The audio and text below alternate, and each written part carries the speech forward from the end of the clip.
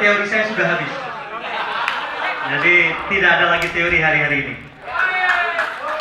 Yang menggantung di udara kita sebetulnya cuma dua agenda. Pemakjulan Jokowi dan perlawanan 14 Februari.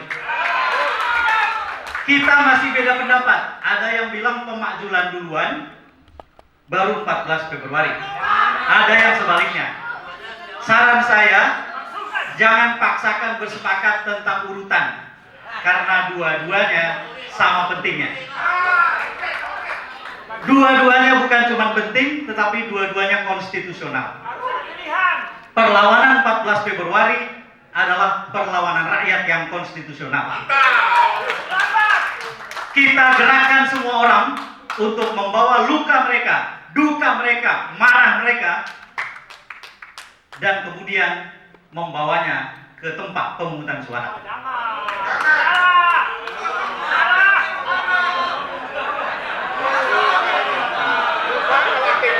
Izinkan saya tidak sependapat dengan yang tidak mau datang ke TPS. Saya akan datang ke TPS karena saya ingin menghentikan Jokowi. Agenda yang kedua, pemakjulan Jokowi, juga konstitusional. Saya tidak akan pakai teori. Presiden Jokowi telah melanggar Undang-Undang Dasar 1945, yaitu pasal 9 yang berisi sumpah dan jabatan, sumpah dan janji presiden. Di dalam pasal 9 Undang-Undang Dasar 1945 disebutkan dengan tegas, salah satu sumpah dan janjinya adalah memegang teguh Undang-Undang Dasar dan segenap undang-undang dan peraturannya dengan seluruh-luruhnya. Pasal 9 itulah yang dengan telak telah dilanggar oleh Presiden Joko Widodo.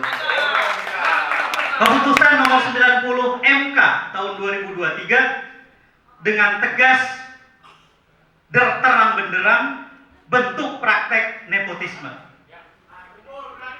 Ketetapan nomor 11 MPR tahun 98 dan Undang-Undang nomor 28 tahun 99 tentang penyelenggaraan negara yang bersih dan anti korupsi, kolusi, dan nepotisme tersedia di dalam aturan perundang-undangan kita.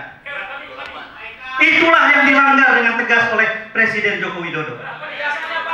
Maka tidak ada cerita lain menurut saya sebagai warga negara.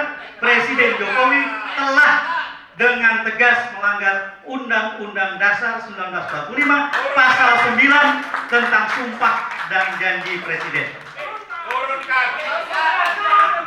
Jika ada yang mau diskusi soal itu, mari kita diskusikan dan silakan buktikan tidak terjadi pelanggaran itu. Menurut saya, inilah yang harus kita perjuangkan. Saya tutup dengan satu hal yang sangat penting, dan saya yakin akan diteriaki habis-habisan oleh para aktivis. Mari kita berterima kasih kepada Jokowi. Pertama, karena telah mengajarkan kepada kita betapa pentingnya sayang anak. Tetapi tanpa perlu meminta maaf, kita tidak ingin mengikuti rasa sayang anak seperti itu. Itu bertentangan dengan prinsip moral etika dalam berdemokrasi. Kita harus berterima kasih ke Jokowi. Gak kebayang ngumpul kayak begini.